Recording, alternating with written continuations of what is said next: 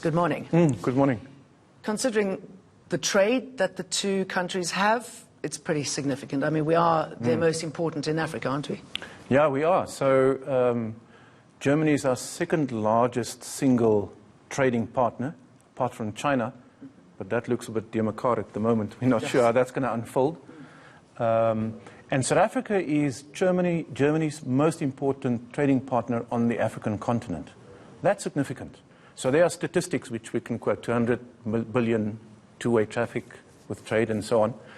But the two need each other. So South Africa, for political reasons as well. Of course, we export a lot of our fruit and stuff that we make goes to Germany. 600 German companies in South Africa.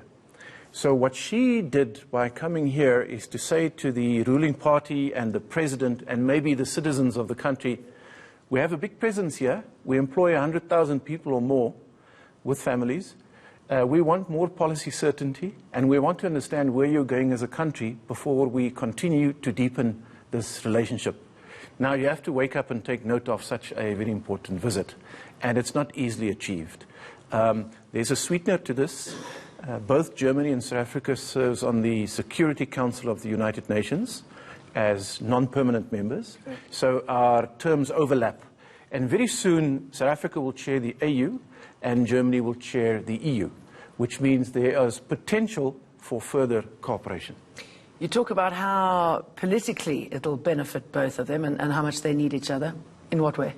Yeah, so I think the German calculation is like the British used to do, or the Americans. South Africa is a key, core, strategic country where if the government manages the country well, if South Africa is known for good governance, it secures and anchors the investments that the Germans, the British, the Americans, the Europeans, and others make in the country. So it's in their immediate interest to make sure that their very big investments here are protected.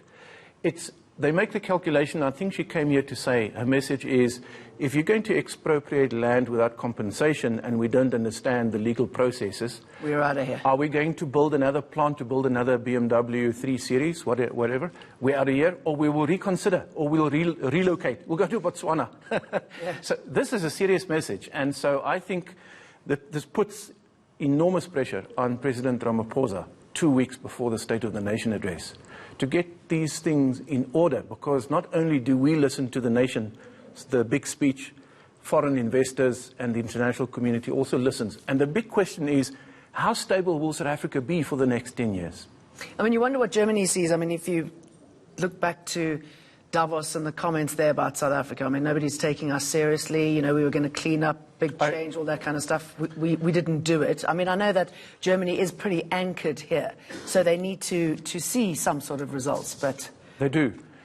And can I quickly add, there's a peace and security dimension to this as well.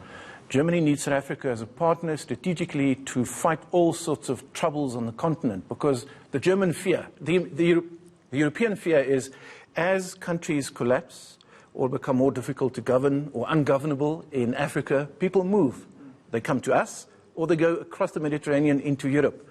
So Germans, the Europeans don't want that. So they say to South Africa, you're going to chair the AU. Let's work together on counter-terrorism and issues like that. Because they're concerned about the rise of nationalism as well, aren't they? Nationalism, terrorism, narrow ethnic racism.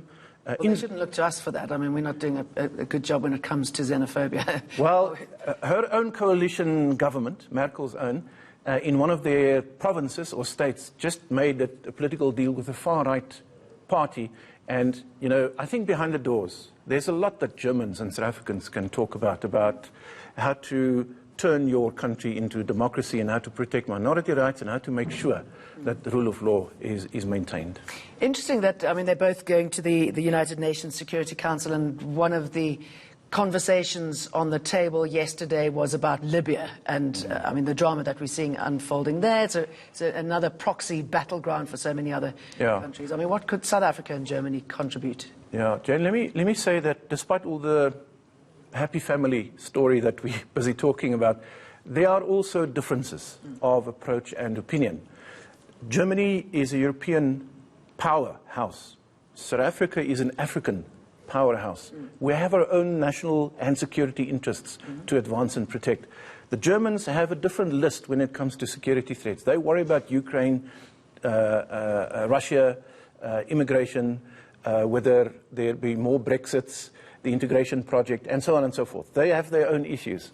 They hosted a Berlin conference on Libya, to which we were not invited. This grates. This is not good. South Africa is about to take the chair of the AU. And I think we should have... You can't have a conference outside of the continent decide the future of Libya where foreigners meddled and destroyed, apart from the assassination of Gaddafi, destroyed the economy of that country. And Germany was involved in there. Germany is a member of NATO. So we have differences of opinion, and there's more than that.